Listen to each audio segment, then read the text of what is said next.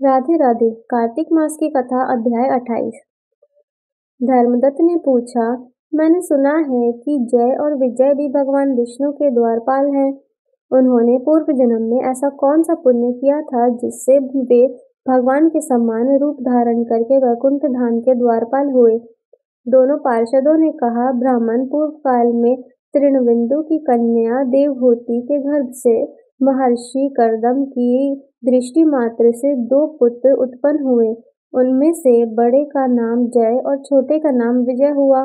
पीछे उसी देवहूति के गर्भ से योग धर्म के जानने वाले भगवान कपिल उत्पन्न हुए। जय और विजय सदा भगवान की भक्ति में तत्पर रहते थे। वे नित्य अष्टाक्षर मंत्र का जप और वैष्णव व्रतों का पालन करते थे। एक समय राजा मरुत ने उन दोनों को अपने यज्ञ में बुलाया। वहां जय ब्रह्मा बनाए गए और विजय आचार्य। उन्होंने यज्ञ की संपूर्ण विधि पूर्ण की। यज्ञ के अंत में अभ्रस्थान के पश्चात राजा मरुत ने उन दोनों को बहुत धन दिया। धन लेकर दोनों भाई अपने आश्रम पर गए। वहां उस धन का विभाग करते समय दोनों में परस्पर लाग डांट पैदा हो गई। जय ने कहा, इस धन को बराबर बराबर बांट लिया जाए। विजय ने कहा, नहीं, जिसको जो मिला है वह उसी के पास रहे। तब जय ने क्रोध में आकर लोभी विजय को शाप दिया, तुम ग्रहण करके देते नहीं तो इसलिए ग्रह अर्थात मगरमच्छ हो जाओ। जय के शाप को सुनकर विजय ने भी शाप दिया, तुमने मद से भ्रांत होकर शाप दिया है, इसलिए तुम मानतंग अर्थात हाथी की योनि में जाओ। तत्पश्चात उन्होंने भगवान से शाप निवृत्त के लिए प्रार्थना की।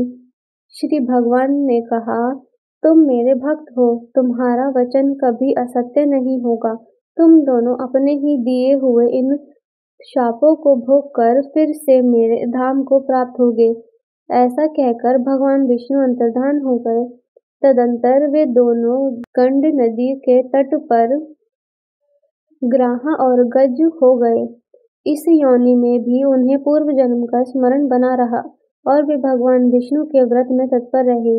किसी समय वह गजराज कार्तिक मास में स्नान के लिए गंड नदी गया तो उस समय ग्रह ने शाप के हेतु को स्मरण करते हुए उस गज को पकड़ लिया। ग्रह से पकड़े जाने पर गजराज ने भगवान रामनाथ का स्मरण किया। तभी भगवान विष्णु शंख चक्र और गदा धारण किए वहां प्रकट हो गए। उन्होंने चक्र लगाकर ग्रह और गजराज का उद्धार किया और उन्हें अपने ही जैसा रूप देकर वैकुंठ धाम को ले गए।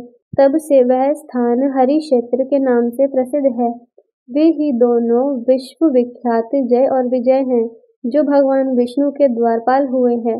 धर्मदत्त, तुम भी ईर्ष्या और द्वेष का त्याग करके सदैव भगवान विष्णु के व्रत में स्थिर रहो। समदर्शी बनो। कार्तिक माघ और वैशाख के महीने में सदैव प्रातः काल स्नान करो। एकादशी व्रत के पालन में स्थिर रहो। तुलसी के बगीचे की रक्षा करते हुए ऐसा करने से तुम भी शरीर का अंत होने पर भगवान विष्णु के परम पद को प्राप्त होगे। भगवान विष्णु को संतुष्ट करने वाले तुम्हारे इस व्रत से बढ़कर न यज्ञ है, न दान है और न ही तीर्थ है। विप्रवर, तुम धन्य हो जिसके व्रत के आधे भाग का फल पाकर वह स्त्री हमारे द्वारा वैकुंठ धाम में ले जाई जा रही है। नारद जी बोले, हे राजन, धर्मदत्त को इस प्रकार उपदेश देकर वे दोनों विमानचारी पार्षद उस कलह के साथ वैकुंठ धाम को चले गए। धर्मदत्त जीवन भर भगवान के व्रत में स्थिर रहे और देहावसान के बाद उन्होंने अपनी दोनों स्त्रियों के साथ वैकुंठ धाम प्राप्त कर लिया। इस प्राचीन इतिहास को जो सुनता है और सुनाता है वह जगत गुरु भगवान की कृपा से उनका सानिध्य प्राप्त करने वाली उत्तम गति को प्राप्त करता है। राधे राधे। हे कार्तिक महाराज, इस कहानी को सुनते सभी भक्तों पर अपनी कृपा करना। जय कार्तिक महाराज। राधे राधे।